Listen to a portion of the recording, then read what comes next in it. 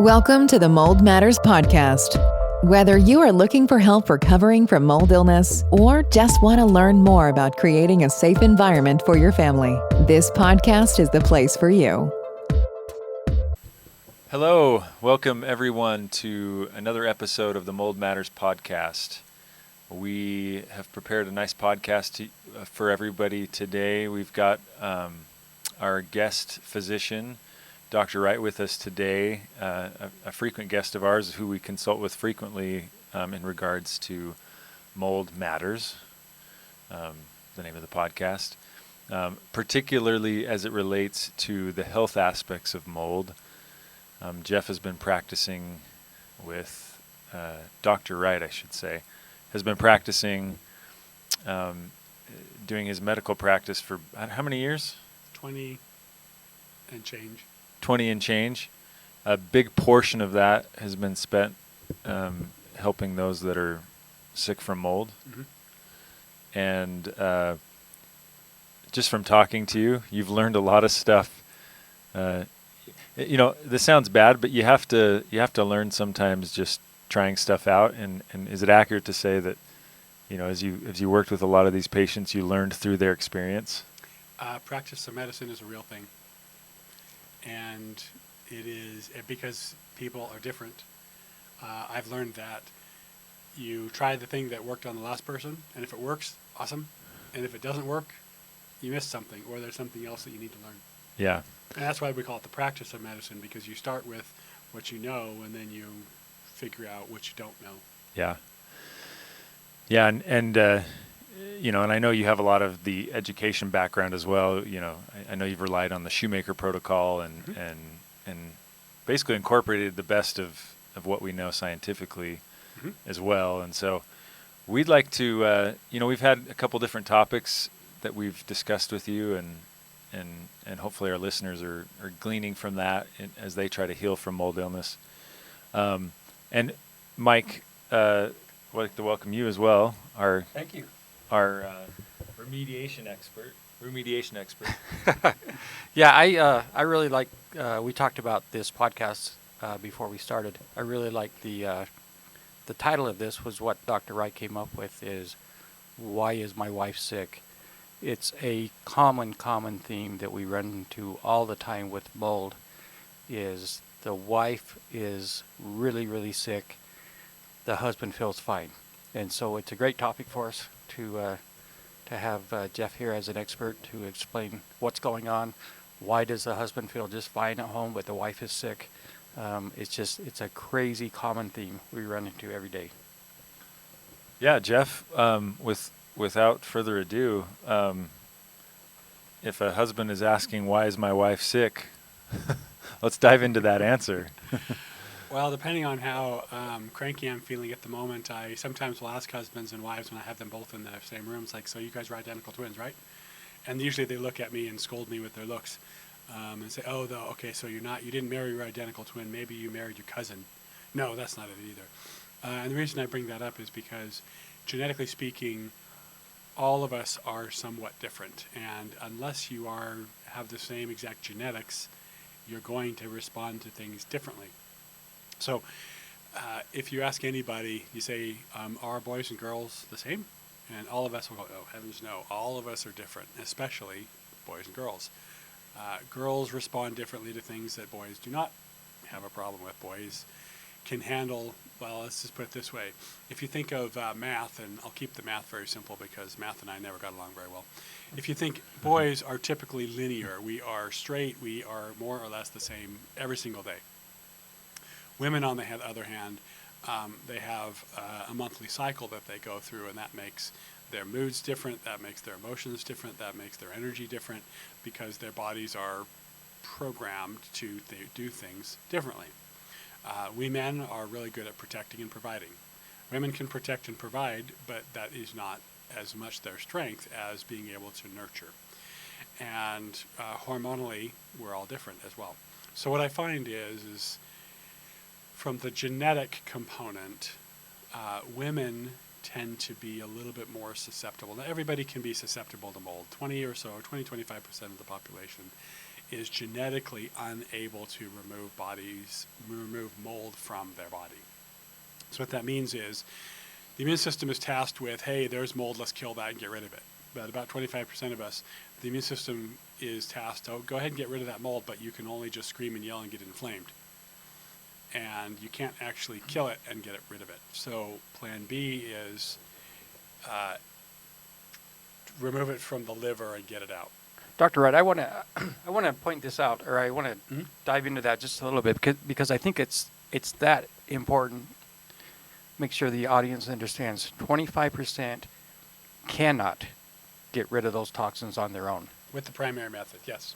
That's incredible. That's, I mean, I've heard that stat over the years many times, but it just clicked in my head. They cannot get rid of those toxins. Statistically speaking, in this podcast, there are 3 of us sitting here, and we have a producer over there behind the camera that you can't see. One of us, statistically speaking, cannot remove mold from their body. Okay. Now, since we're talking about men and women, are more women missing, or do they have that genetic, I don't know? No, the genetic doesn't necessarily mean men or women. Okay. But usually men are more complainers than women are. And so usually what you see is the woman is having the problem. And I've had cases where it was the man who had the problem, and the woman was saying, why is my husband sick? I feel perfectly fine. And I actually met with a family 10 days ago where the husband is the one that everything hits him, and the wife is spot on, always fine. So it's not always the case that it's the woman, but the men are usually the complainers of like, why is my wife sick? I feel fine. Usually the women are a little more tolerant to their husband being sick. Okay, so it's the HLA gene, right, that we're talking about? Yes. And so that's not necessarily more prevalent in men than women? Correct. Okay. That'll be 50-50. I mean, it could be either one. Yeah. But personality is the reason why men usually have less of a problem than their women do. Okay. Well, I think one other point is it's usually the man is away from the home a lot more than the woman. Usually. And so that would, in my mind, mean that she's going to take in much more mold than the man does. That is the case, but with COVID and the lockdowns, more people are working from home. But prior to 2 years ago, that was very much the case, and it's still to some degree the case. Also, women traditionally are more the mother, as in the parenter, the one who's rearing the children. And there's exceptions to this rule, but typically the mother is the one who's more likely to stay in the home, more likely to be living in the home, and so. And if you have a mother of 3 or a mother of however many, and she's tired, and she's burned out because of child rearing, we would just blame the fact that she's a mom. That gets written off on many categories. There's a lot of doctors that say, well, you got 5 kids. You're going to be tired with 5 kids. Yeah, I told my daughter that exact thing last week. She's like, Dad, I'm tired. Yeah, you've got 2 kids under 5 years old. You're going to be tired. You got a great big F for fail for that statement. I did. It didn't go over great. Yeah. But I see people, and I'll acknowledge that. I'll say, look, you're a mom of 4 kids. You're going to be tired. But if you're in my office and we're having the conversation, knowing that, it means there's something else going on that's just not related to your kids. So let's get back to kind of you're mentioning some of the differences, I liked your example of, obviously we know men and women are different physiologically, hormonally, all those things. So how does that play into the mold scenario? So take out mom's home more than dad is, take out kids, take out all the stuff that moms are trying to do so that their kids can have an amazing life, take all that out. Yeah. So women are more susceptible because they have different hormones, they have different hormone receptors. And so that plays a role.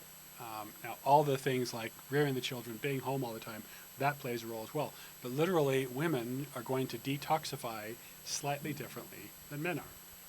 And women are going to, because I've found, and I don't have any hard data on this, I've just noticed that women, I think, this is my guess, is that the mold will hit the hormone receptors more and make those areas or those responses more intense And it's just something I've observed. I've not read anything about that. It just seems like the women will get it more intense. And I don't think it's because they're complaining. I think it's because they're physically feeling things more intensely. Interesting. So, so there's the kind of hormonal interaction with the mold and its toxins that intensifies the experience. Yes. So would you say because I feel like, and we've talked about this before, but I feel like if anyone, I don't care how strong your immune system is, I don't care how strong you are emotionally, hormonally, if you're in toxins long enough, it'll break you down. Yes. So is it fair to say, I don't know, it seems like the men, maybe they don't, so it's maybe not as intense, like you said, because of the hormone issues. And is it kind of that thing where they're maybe just not as in tune or not paying attention as much? I'm trying to figure out. Well, most men are not as in tune to their bodies as women are. We don't have, women have a monthly cycle, so that's going to make them more conscious of what's going on in their body. And if they have any kind of weird thing going on with their period, either it's painful or it's heavy or something, they're going to know that something's not right with their body. And I like to joke that if something goes bump in a woman, they go, let's get that fixed right now. I don't want to live in this. I don't want to live with this. For men, if it's gushing blood or falling off, or we're knocked out, then maybe we'll go see something. Maybe go do something about it. Well, didn't we say in a previous podcast that the women are more like a Lamborghini, Oh, yeah. and men are a Jeep? Yeah. We're just utilitarian. That's all we are. You know. But And for us guys, you kick the tires periodically, and as long as you change the oil and put gas in us, we're good. and very, very rarely does our body start to break down. And usually we don't notice it until our wife, kicks us and says, go to the doctor. And then we go begrudgingly. Are there any other, I don't know, maybe differences or distinctions to be made that play into this conversation about mold illness in men and women? From the mental emotional aspect, there's certainly areas where women are going to notice things because they're just more sensitive. If a guy gets brain fog, we'll keep trudging along, and we're like, well, I can't seem to do my job quite as well, but everything's still fine. Whereas if a woman gets brain fog, she's going to go, that's not right. Something's not right here. Something's wrong, and they're more likely to go get it fixed. From another perspective, hormonally speaking, all of us have the same hormones, but we have them in different amounts. Women have estrogen and progesterone in higher amounts, and if the estrogen gets out of balance, meaning you're making other style types of estrogens, that can cause weird things. But because men have testosterone is an anabolic steroid which helps to make us strong and gives us more stamina to be able to deal with things. Women have a little bit of testosterone, but nowhere near as much as we do. So for us guys, we can handle things literally for longer than the girls can, because we have that testosterone compensating where the women do not. So I have a question for you, Dr. Wright.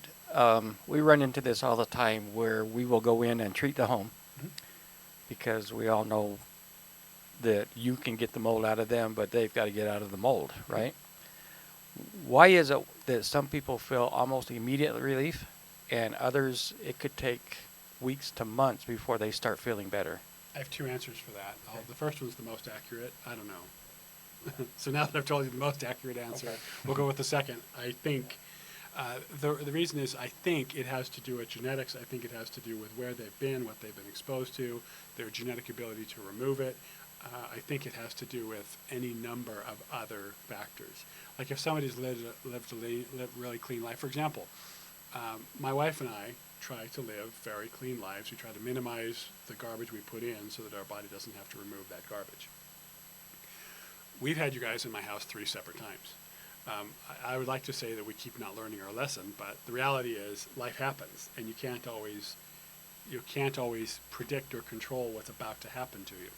And so the second time that you guys, before you came in, we learned that the guy who built our house was amazing, but there was one of the days where the plumber was having an off day, and in our washing machine there's a tray to catch any water with a drain. What we learned the hard way was when the washing machine overflowed, it went down the drain, turned left, and there was no cap, there was no place for it to go. So all that water went into the ceiling, which of course then went down into the basement. So we had a rainstorm in our basement from the washing machine overflowing. And so I went up there knowing about mold. This is after I'd already worked with a lot of people with mold, so I knew how lethal mold was, and I wanted to open up the ceiling to make sure that nothing molded in there. And as I was on the ladder opening up the ceiling, I saw small patches of mold. And like, uh-oh. Well, within about 2 minutes of me opening up the ceiling, my wife was there assisting me with whatever I needed. She started getting dizzy and could barely stand up.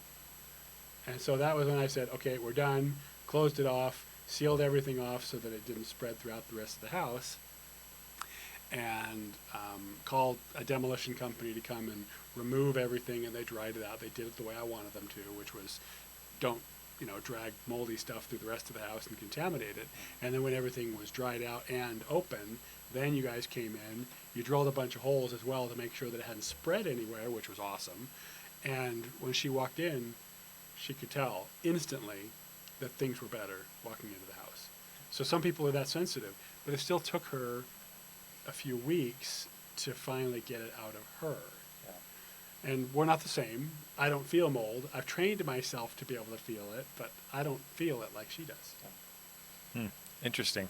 We did a webinar recently, and one of the questions that came in was, do you have any comforting words for someone who's suffering from mold illness in their home and no one else is? And we kind of stumbled through some answers, but in the context of this conversation of why is my wife sick, do you have any words of consolation, I guess either to the husband or to the wife? Speak to the wife first. It is in your head, but not in the way that everybody says it is. It is literally going into your head, causing your brain to not work very well. Or it is, in fact, real. It is making your body feel terrible, and it can trigger any number of bad diseases. So you're spot on right to get this fixed. And to the husbands, it's real. Sometimes I think it goes to our husband's mind and causes a severe case of denial. And because we're thinking of, well, I need to feed my family, and if we don't have enough money to feed the family, that's bad. But that can move over into, well, that costs money. I don't want to spend money on that. Well, having a sick wife costs money too. It's just the cost is a lot more extreme and a lot more long term if you don't get that fixed. Are there, like, as far as the treatment goes, do you approach trying to get the mold out of a woman differently than a man? No. It's so as far as like the binders and the protocols. Well, the protocol for a man is get the mold out, use binders, and if something else is going wrong, treat it appropriately. Mm-hmm. For the women, there's a much higher likelihood of something else going wrong, and so a woman is going to have a much higher probability of other stuff that we need to optimize so that she can get well faster. But the treatment is the same. Get the binders in to bind the mold, get it out of the body. Okay, here's just a real quick question. I know we got to wrap up, but are there any absolutely don't do that as far as people putting themselves through their own treatment, trying to, we have customers all the time say that they bought some binders or they bought, Pectosol or something online. Is there any, you should not have done that type situations? With binders? No. Okay. Now, the reality is if they didn't get well, there's something missing. And so if they're taking the binder and they're not getting well, then there's something else that they missed that was being affected. So, for example, I have a gal that I was working with, and she was having a hard time doing everything. She was more tired, she couldn't exercise, she was getting more anxiety. And while the mold was a component of it, her adrenals needed to be dealt with and managed and supported. Her thyroid needed to be dealt with, managed, and supported. And it wasn't until she worked with all of those things that she started getting better. And then she said, I started feeling worse. What's going on? And I said, well, what's new? And she said, well, we went over diet, and there was a problem that she needed to increase her calories because she started working out, and she didn't increase her calories to deal with the working out. And second, she was working out too much and putting herself into massive stress. Even though the exercise was good, she was doing too much for what her body could tolerate, and so it was a matter of tweaking it. So the don't do isn't really the this is going to hurt you. It's more of a if you're doing this and you're not getting well, there's something else missing, another part of the pathology that's missing that you haven't dealt with. I tried to remember I think it's a prescription that Shoemaker recommends for the detox. It's called Styramine. Yeah, is that fairly aggressive, and should people not be on that long term? Safety-wise, people can be on that long term. Okay. But if you're treating mold, if you're on it long term, you've missed something. Okay. Because I see people getting well within 3 months. They're not totally well, but they're significantly improved. Okay. So if they're not significantly improved, either it wasn't mold, meaning there's something else going on, or they're still being exposed. So this is not something you should be taking for 2, 3, 4 years. Well, they use it. That's actually a cholesterol medication, so people will be on it for a very long time for cholesterol. Okay, but if it's not working, something's But wrong. if it's not working, if you're taking it for mold, it's something else is missing because you should have gotten well by now. Okay. Okay. All right. Well, that's been. We've had a good conversation. Anything else we can think of that might be pertinent to the men-women dynamic? I know we. Stereotypes. They're good and they're bad, and often it's not good to stereotype. But I think this distinction is helpful because we see it so often, like Mike said, where. Actually, it's not always the woman, but it's more commonly the wife is sick or maybe a child, but usually the wife, and then the husband feels fine. When I worked with a family with mold, and the husband he was the one who was really having a lot of problems, and he was having more weird allergy symptoms, and the kids were starting to have behavioral problems. And it was the wife who I was consulting with, and she recognized, well, I'm not really feeling bad. And I said, yes, but it's your husband who's the more sensitive one, and all of your kids, and each of the kids was having issues differently. It wasn't like all the kids had the very same issue. And then the next thing is marriage in under the best circumstances is, I think, the most amazing institution. But under the worst circumstances, sometimes you have people who are not happily married, and it's always a two-way street. But this issue actually can cause more wedges in that same relationship, and so sometimes I need to send people to marriage counseling so that they can work through their issues, because the mold is literally tearing them apart, and they don't even realize it. And so Yeah, we actually have a group that purchased a license from us that they credit the treatment that we do with saving their marriage. It was that rough on their marriage.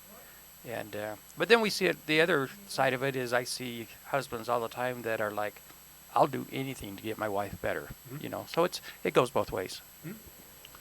Yeah, I mean, one of the symptoms is it can be, if I'm not mistaken, it can affect you, psychologically, right? The men can become more aggressive, more cantankerous, ornery, depressed, right? So obviously, when you get into those symptoms on both sides, that's going to affect. I mean, I've seen it definitely affect relationships. Yep. And again, I feel bad because a lot of these people are, as I've gotten to know them, they're like the best people in the world, but they've just been living with poison in their system for years, and it just kind of breaks you down. I mean, I've even, all of us in this room, if I'm in a house too long, I start to feel off, and I can see myself, if I was in there any longer, I could see myself getting really irritable by the time I left the house. So, yeah, it's real, and I kind of echo what Jeff said. I just I've had people when I've shown up for the mold inspections, a wife or even a husband, and just wanting some validation, and wanting to say, hey, can you help my spouse see that this is real? And it's tough because, as we've talked so many times in this podcast, mold testing is horrendous, and determining a mold issue is quite oftentimes you are dealing with the invisible. And so, there's many reasons why a spouse might think there isn't an issue. So, but I do actually enjoy coming in there, maybe troubleshooting, finding a mold issue, and validating the customer that's been sick while the rest of the family's been fine. And so, just a shout out to all those who might be suffering alone in their home. And if it is mold, I guess it's not always mold in those cases, but if it is mold, hopefully you feel a little bit of comfort knowing that you're not crazy, and it's very common to be the only one or only two in a home that are sick. Yep. So, anything else, Mike or Jeff, to conclude on this topic? Thanks for coming, Jeff. Always. Yeah, thank you. Happy to be here. Come back again. We love learning from your wisdom of treating these mold sick patients, and we've heard just feedback from people that they appreciate listening and learning from your wisdom. Good. So, Happy to be here. Happy okay. to do it. All right, guys. Till next time. Thank you. Thank you. Thanks for listening to the Mold Matters podcast. Be sure to subscribe for more in-depth information on mold illness and recovery.